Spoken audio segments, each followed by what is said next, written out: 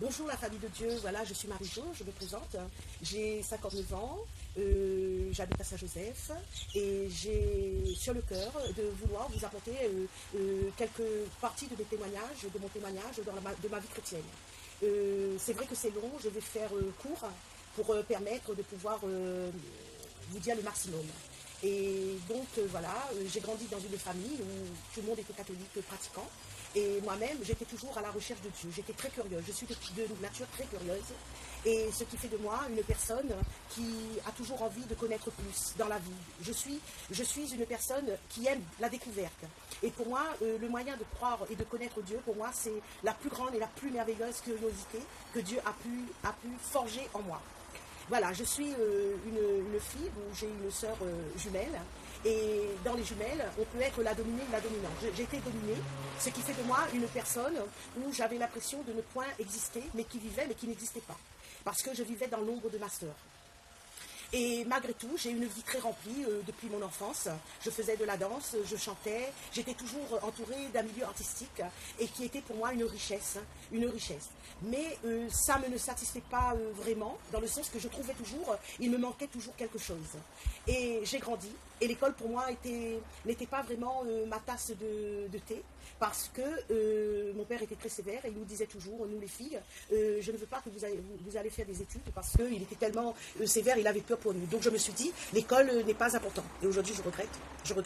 Et j'ai essayé de faire mon bonhomme de chemin comme je pouvais, pour pouvoir ne pas être insatisfaite dans le milieu, dans les connaissances, etc., etc. Voilà. Et donc j'ai grandi, je ne peux pas dire que j'étais une fille qui a grandi dans la misère.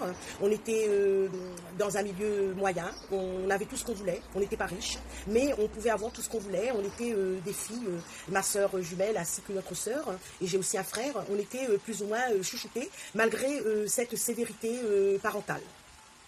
Et donc j'ai grandi et à l'âge de 19 ans, l'opportunité m'est offerte de partir en métropole, et ce qui fait que j'ai rencontré mon mari, un Italien, et là j'ai compris que j'étais loin de ma famille et je devais exister par mes propres moyens, c'est-à-dire dans la découverte de moi-même. Et je me suis investie dans l'église catholique, j'avais une chorale d'enfants, je partageais la parole, l'évangile dans l'église avec le curé, j'étais vraiment investie. Et à ce moment-là, j'ai compris que j'avais des sources en moi qui étaient guidées quelque part. Et tous les jours, je me disais, mais Dieu existe, je veux faire une découverte avec Dieu. Mais chez les catholiques, vu que moi j'ai 59 ans, dans ce temps-là, on ne connaissait pas l'évangile. On entendait, mais on n'avait pas fait une découverte personnelle. Et là, je menais ma petite vie de chrétienne comme je pouvais. Et chaque jour, pour moi, était un secret qui devait être mis à jour. Et un jour, eh bien, j'ai rencontré Dieu, mais pas dans une église chrétienne. J'ai fait la connaissance des témoins de Jéhovah. Et j'étais témoin de Jéhovah pendant 7 ans. Et donc là, je coupe la vidéo et je reviens. Comme je vous disais, voilà, j'étais 7 ans témoin de Jéhovah. Et là, j'ai commencé à comprendre que Dieu existait, même si leur Bible est quand même une Bible qui est falsifiée. Ils m'ont dit que Dieu existe, et je leur ai dit, parce que pour moi, dans ma tête, je me disais que toutes les religions avaient une Bible. Je n'avais pas compris qu'il y a une seule Bible, peu importe si on la falsifie ou autre, mais il n'y a qu'une parole. Et donc pour moi, j'ai dit, si dans votre Bible se trouvent les mêmes choses que dans ma Bible en tant que catholique, eh bien je vais vous croire plus que les catholiques. Et ils m'ont dit, ok, on va faire des recherches. Alors je me suis procuré une Bible, et là on a fait des recherches, et j'ai vu que quelque part, il maintenait la vérité. La vérité, pas dans son entier, mais dans la compréhension de l'idolâtrie, de toutes les choses que quelque part les catholiques passent outre. Alors je me suis dit, je vais étudier avec ces personnes-là. J'ai étudié pendant 1 an, et au bout d'1 an, j'ai pris mon baptême chez eux. Et je suis rentrée, j'étais pionnière pendant 7 ans. Donc je faisais 40 heures de prédication par mois. Et j'étais vraiment à fond. J'ai rencontré des personnes quand même assez intéressantes, telles que j'allais dans les endroits où il y avait Alain Barrière, c'était dans des résidences secondaires, les Charlots, etc. J'avais eu l'occasion de les rencontrer. Et pour moi, c'était quand même assez enrichissante de pouvoir rencontrer des hautes personnalités. Et donc, pendant ces temps, en étant chez eux, Dieu continuait son travail à travers ma vie en me démontrant qu'il est un Dieu qui guérit. Ma vie de témoin de Jéhovah était toujours avec cette pensée de guérison. Je n'admettais pas que j'avais un Dieu que je servais, mais qui ne guérissait point et qui disait que la guérison était établie. Alors je me suis dit, il faut que je rencontre Dieu personnellement et je fais de Dieu ma vie. Et à ce moment-là, Dieu m'a dit, si tu veux vivre cela, pars, vends tout et pars. Et comme je vivais, mon mari avait une position financière, matérielle, très haut placée, c'était pour moi très difficile de lui dire, ben, on vend tout et on part. Mais Dieu a fait les choses. Quand je lui ai proposé ça, il m'a traité un peu de folle parce qu'il ne comprenait pas. Et peut-être 3 jours après, il est revenu en me disant, si tu veux partir, on part, parce que j'ai le privilège d'avoir une grosse prime. Et à ce moment-là, on pourra s'installer à La Réunion. Et c'est comme ça que je suis arrivée à La Réunion. Et ma soeur qui avait sa fille qui était gravement malade, atteinte d'un diabète, dysfonctionnement de pancréas. Et ce qui fait que quand elle m'a dit ça, le mot guérison est revenu dans ma tête. Et je me suis dit, mais Dieu est le Dieu de guérison. Et elle m'a dit, ben moi je pars dans une église appelée Mission Salut et Guérison. Et si tu veux, je t'emmène. J'ai dit non, si tu trouves un livre qui parle des témoins de Jéhovah, apporte-le-moi, je vais le lire. Et si je retrouve ma vie, parce qu'on m'a toujours dit que c'était une secte, et normalement une secte, tout le monde passe par le même chemin. Donc si tu trouves un livre qui parle de ma vie, à travers de quelqu'un d'autre, bien je viendrai, je vais venir avec toi. Effectivement, ce livre racontait la vie de cet homme, dans ce livre, et j'avais l'impression d'entendre mon histoire, tout mon parcours. À ce moment-là, je lui ai dit, maintenant je viens avec toi. Et quand je pense qu'elle était en métropole, et j'ai essayé pendant 7 ans de la convertir, et elle, même pas en 2 minutes, elle a réussi à m'amener au Seigneur. Pourquoi? Parce que mon cœur était déjà prêt à recevoir Dieu Tout-Puissant, Créateur, mon Créateur. Et à ce moment-là, j'ai acheminé avec Dieu jusqu'à ce jour. Et pour moi, cette vie a été remplie de beaucoup d'épreuves face à ma famille. Donc voilà, face à ma famille, j'ai rencontré beaucoup d'épreuves. Et je vais vous raconter cela dans quelques minutes. Donc, comme je vous disais, ma vie était remplie de beaucoup d'épreuves face à ma famille, parce qu'on me traitait de folle, parce qu'on disait ben, toujours, elle est en train de changer de religion, elle change de religion comme elle change d'habit, donc elle est folle, elle doit avoir quelque chose que ça ne va pas. Et moi, je disais, Seigneur, comment pourrais-je leur prouver que je ne suis pas folle et que je t'ai vraiment cherché et je t'ai vraiment trouvé et que maintenant, tu es le Dieu de ma guérison et tu es le Dieu de la guérison de ma famille. Et à ce moment-là, le Seigneur, je suis allée à l'église, on avait une vieille voiture et un des enfants, je ne sais plus si c'était la fille de ma soeur ou mon fils, avait claqué la portière en sortant de la voiture sur mon doigt. Et mon doigt était devenu tout, vraiment, je suis tombée dans les pommes, j'avais mal, je ne savais pas s'il était cassé, je ne savais rien du tout. Ce que je savais, c'est qu'il saignait et qu'à ce moment-là, il y avait une douleur intense, insoutenable. Et on m'a donné de l'alcool de menthe pour me faire reprendre faveur.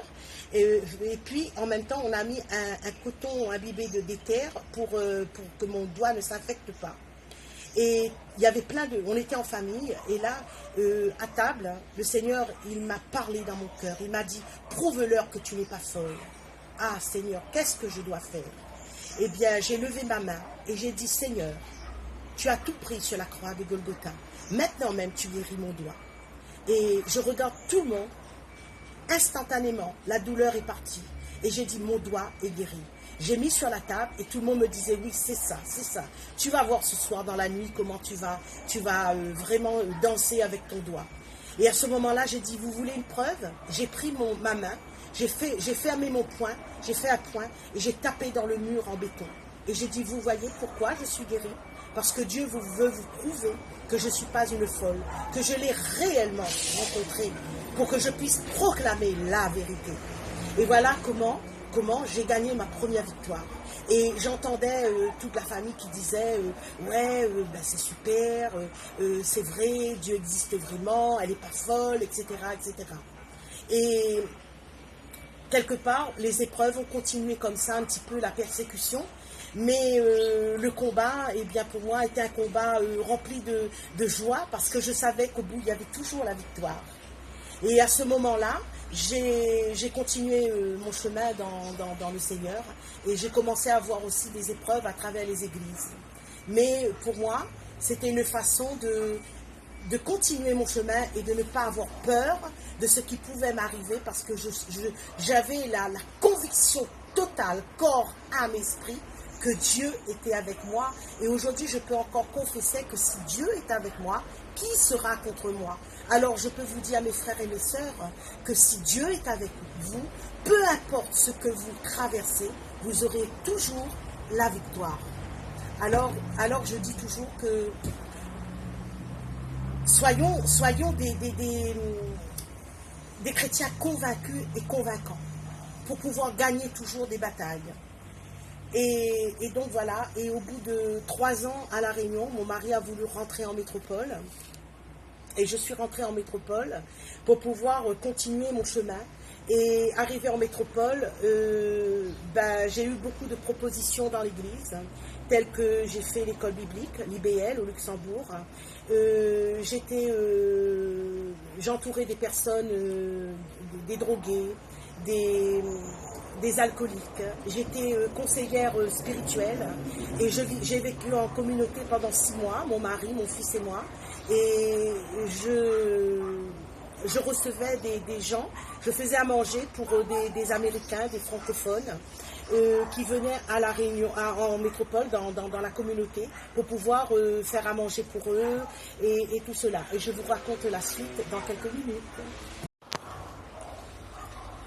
Voilà, comme je vous disais, je vivais en communauté et à ce moment-là, je m'occupais de toutes les personnes qui arrivaient pour l'équipe Yes, c'était une équipe d'Amérique qui venait pour évangéliser. Et j'étais vraiment très très très heureuse de pouvoir savoir que j'étais en train de servir les serviteurs de Dieu.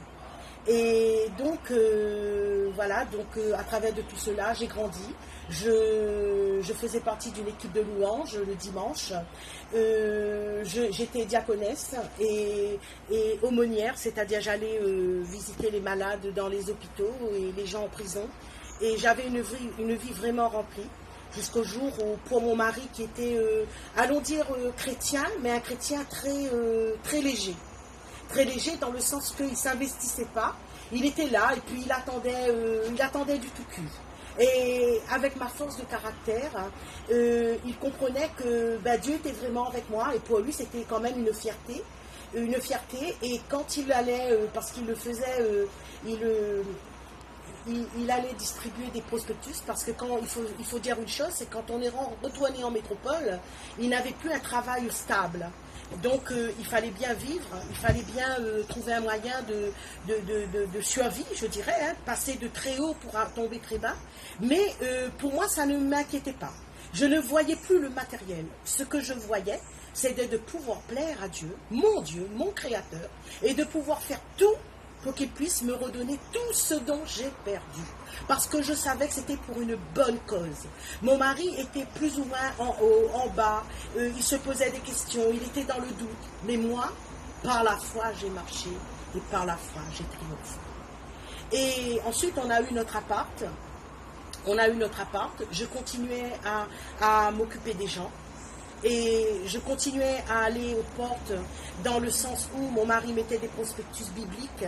Et moi, je ne rentre pas dans les détails, hein, je vous raconte tout simplement quel était le point de vue, quelle était la force de ces petits prospectus de l'église, que je mettais des messages évangéliques, que je mettais dans les boîtes aux lettres. Et mon mari, j'allais voir les gens m'accueillaient, je parlais avec eux. Et à la suite de ça, de ce travail, eh bien, mon mari a eu un travail sans passer de concours d'examen. Il est rentré à la poste jusqu'à ce qu'il est mort parce que je suis veuve. Il est mort et il a travaillé jusqu'à la fin à la poste. Donc pour moi, je vois réellement que ce que Dieu donne à l'un peut donner à l'autre. Peu importe si on le mérite ou pas, parce que beaucoup ont des choses sans le mériter et beaucoup n'ont pas en méritant. Mais Dieu, lui, si on met tout entre ses mains, il est capable de pourvoir à nos besoins. Et ce qui fait que pour moi c'était une joie et c'était ma force, même que dans les églises, bien souvent je ne peux pas dire que tout était en haut. Parfois j'avais vraiment, j'étais vraiment à bout, j'étais vraiment frustrée, j'étais vraiment meurtrie dans ma chair et dans mon esprit. Mais le fait que je savais que Dieu, lui, il était avec moi, ça me donnait la force de continuer. Et un jour, quand le pasteur m'a demandé de faire preuve d'obéissance, j'ai fait preuve d'obéissance, mais en même temps, ça a duré tellement beaucoup que j'ai quitté cette église et je suis partie au Luxembourg pour servir dans une autre église. Et jusqu'au jour après, je suis revenue à La Réunion. Mais c'est pour vous dire que servir Dieu, quand Dieu te donne des choses, et que bien souvent tu fais pour sa gloire, l'ennemi n'est pas content, l'ennemi se révolte, l'ennemi voit qui on est, il sait qui on est, il sait, même dans les plus petites choses, si on le fait véritablement, il vient et il essaye de nous enlever et de nous décourager. Me revoilà, alors comme je vous disais, l'ennemi vient nous décourager, et voilà, et en arrivant à La Réunion, mon mari étant mort, je servais dans une église et à ce moment-là, comme le pasteur savait mon parcours, il avait vu tout mon parcours, il m'a dit c'est une personne comme toi que je veux dans mon église, qu'on voudrait que des femmes se lèvent pour pouvoir servir. Et beaucoup ont trouvé ça injuste parce que cela faisait que 2 ans que j'étais dans l'église. Ils trouvaient injuste que le pasteur m'avait dit de me lever pour servir, pour faire des cures d'âme, pour essayer d'aider les gens qui faisaient de la dépression, qui étaient dans l'incompréhension totale, des réunions, des petites conférences pour les frères, pour les sœurs, leur donner la possibilité d'avoir confiance et de pouvoir marcher avec Dieu, parce que dans ce domaine-là, pour les enfants, disons que j'ai eu une grande expérience. J'ai un fils autiste que je n'ai pas pu vous dire avant, mais je vous le dis, j'ai un fils de 33 ans qui est autiste et qui, quelque part, j'ai eu un accouchement très très très dangereux, très grave, je pouvais mourir, et dans ce temps-là, j'étais témoin de Jéhovah, et qui dit témoin de Jéhovah dit pas de sang, et je leur ai dit, s'il faut me mettre du sang, je préfère mourir que de mettre du sang, parce que je ne veux pas déplaire à mon Dieu. Mais quand je disais tout ça, je n'ai pas dit sous l'emprise, je n'ai pas dit pour faire plaisir à les témoins de Jéhovah, je l'ai dit parce que mon amour pour Dieu était entier, et cet amour-là, je ne voulais pas le déplaire. Donc j'étais prête à mourir pour ne pas déplaire à Dieu. Et merci Dieu, merci Seigneur que tout s'est bien passé, même s'il est autiste. Il a fait beaucoup de progrès, il travaille, il n'y a pas de souci. Il travaille, il a son appart, il peut se débrouiller. Alors que même à La Réunion, on avait dit qu'il aurait été quelqu'un qui était vraiment très dangereux, quoi, parce que ça aurait pu aller très loin. Mais Dieu a mis sa main et j'ai eu de très grandes victoires. Et je continue à avoir de très grandes victoires. Et pour moi, c'est ma fierté, ma fierté. Alors, ayant travaillé avec les présidents de l'association des handicapés, j'étais pendant 3 ans, et ayant travaillé avec les psychologues, etc. Donc j'ai compris comment trouver le moyen quand les enfants ont des problèmes et de pouvoir résoudre avec l'aide de Dieu le problème. Parce que je vais vous dire une chose, mes frères et mes sœurs, c'est que un psychologue, lui, son travail s'arrête au corps et à l'esprit et au cœur. Mais avec Dieu, on guérit l'âme.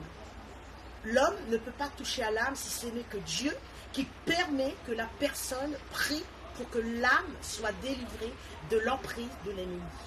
Et cela, c'était très fort et très important. Et donc, dans les petites conférences que je faisais pour les sœurs, ça a mené à les sœurs à comprendre, si dans leur foyer, ils avaient des enfants avec un certain problème, de pouvoir les aider à comprendre et à traiter le problème avec l'aide et la grâce de Dieu. Voilà. Et donc, tout ce bout de chemin, je l'ai fait avec des épreuves, je l'ai fait parce que beaucoup n'étaient pas contents, ne voyaient pas que je me donnais à 100% sans rien demander. J'investissais mon argent, j'ai refusé de travailler parce que je suis de formation de fleuriste. J'ai refusé de travailler pour m'occuper de l'église, pour être auprès des gens. Et cela, les gens ne comprenaient pas. Et quand je recevais des choses de la part de Dieu, eh bien, c'était le zèle amer qui se mettait en avant. qui se mettaient en avant pour dire ben, pourquoi toujours elle. Mais ils ne savent pas ce que moi j'ai traversé et que je pourrais encore traverser. Mais avec la grâce de Dieu, je marche la tête haute parce que mon Dieu est mon pouvoir et la puissance éternelle qu'il a mis en moi pour aider. Aider avec un grand A. Alors, comme je vous disais, suite à tout cela, toutes ces aides, tout ce que j'ai pu fournir à l'Église, j'ai eu à certains moments un découragement qui m'a mené à la désobéissance, c'est-à-dire me tenir loin de l'Église, parce que je n'arrivais pas. Et j'avais vraiment bien compris qu'il est dit pardonne, et je remets toujours en avant, parce que Jésus ne nous a pas dit de pardonner une seule fois, mais 7 fois. Mais j'avais l'impression que j'avais dépassé le taux. Et parce que c'était trop pesant. Et je me suis dit, ben, je ne vais pas arrêter d'aimer Dieu, je ne vais pas arrêter de servir autour de moi, d'encourager, mais je ne ferai plus dans les églises. Mais c'était de la désobéissance, mes frères et sœurs. Parce que si je ne trouvais plus ma place dans cette église, il ne fallait pas quitter, mais de retrouver une autre église. Mais j'ai désobéi, je suis partie loin de l'église. Et je suis restée très, très, très longtemps loin de l'église. Et quand les gens venaient vers moi et que j'avais toujours cette facilité de parler de Dieu, d'encourager, les gens me disaient, mais tu ne vas pas dans une église, tu vas nulle part? Ben je disais non, ben fais quelque chose chez toi. J'aurais pu, si j'écoutais la voix de l'ennemi. J'aurais pu faire quelque chose pour dire les gens, venez chez moi, je vais ouvrir ma propre église, vous allez voir, vous allez être encouragés, vous allez pouvoir trouver des moyens de vous approcher de Dieu. Mais ce n'est pas ce que Dieu fait. Attention, attention à cela. Donc je me suis dit un jour, peut-être qu'un jour je repartais, mais je ne savais pas quand. Et comme dans mon passé, j'ai aidé un homme, Pascal, que beaucoup savent qui il est, je l'ai aidé à ne pas se suicider pendant 3 fois. Et donc, lui, malgré tout, il n'était pas du tout avec la parole. Il me disait tout le temps, bah, toujours tu es en train de parler de la parole, toujours tu es en train de me parler de la Bible. Mais je ne savais pas que c'était lui un jour, à travers son baptême, il m'aurait ramené dans une église. Et à cause de cela, je suis avec vous. Et l'église de la Moisson, pour moi, est très importante parce que la Moisson fait partie de ma vie. La Moisson, j'étais au Luxembourg dans une église où on fêtait la fête de la Moisson. Et je crois et je sais maintenant que cette église était faite pour moi. Parce que dans cette église, on bénissait,